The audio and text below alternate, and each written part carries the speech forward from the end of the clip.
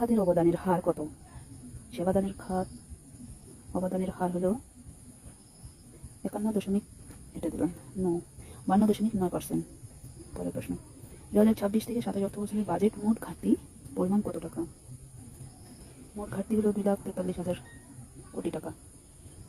প্রস্তাবিত 2026-27 অর্থ বছরের বাজেটের আকার কত টাকা নির্ধারণ করা হয়েছে?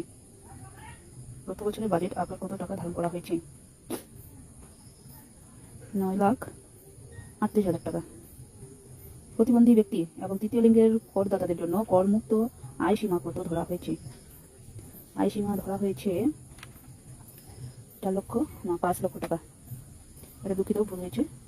সংবিধানের কত নম্বর অনুচ্ছেদে বাজেট সংক্রান্ত বর্ণনা দেওয়া হয়েছে? বাজেট সংবিধান কত নম্বর সংক্রান্ত দেওয়া হয়েছে? 87 থেকে 92 অনুচ্ছেদ সঠিক উত্তর। বাংলাদেশের ইতিহাসে এ যাবৎ সবচেয়ে বেশি সংখ্যক 12টি বাজেট যৌথভাবে উপস্থাপন করেছেন কোন ব্যক্তি? এটা হলো আবুল মুহিত ও মোহাম্মদ সাইফুর রহমান। সঠিক। নতুন বাজেট অনুযায়ী নারী এবং 56 বছর বা তরুণ বয়সের করদাতাদের জন্য করমুক্ত আয় সীমা কত টাকা? এটা 4,25,000 টাকা। বাংলাদেশের বাজেট সম্পর্কিত আইনটি কি নামে পরিচিত? আইনটি বার্ষিক আর্থিক বিবরণী আইন।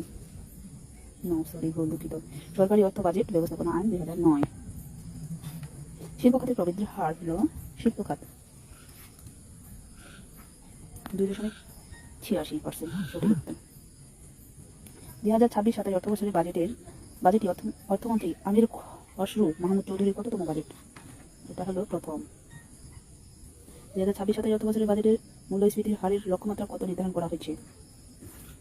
নির্ধারণ করা হয়েছে 7.5%। বাংলাদেশ সংবিধান বাজেট শব্দটির পরিবর্তে কোন শব্দটি ব্যবহার করা হয়েছে? বার্ষিক উন্নয়ন কর্মসূচি, সরকারি অর্থ ব্যবস্থাপনা, বার্ষিক আর্থিক বিবৃতি, জাতীয় রাজস্ব পরিকল্পনা। এটা হবে বার্ষিক আর্থিক বিবৃতি। বাংলাদেশের সংবিধান কোন অনুচ্ছেদের অধীনে অর্থ বছরের সময়কাল 1 জুলাই থেকে 30 জুন নির্দিষ্ট করা হয়েছে? 152 অনুচ্ছেদে। বাংলাদেশের বাজেট প্রণয়ন করে কোন মন্ত্রণালয় বা বিভাগ? এটা হলো অর্থ বিভাগ বা অর্থ মন্ত্রণালয়।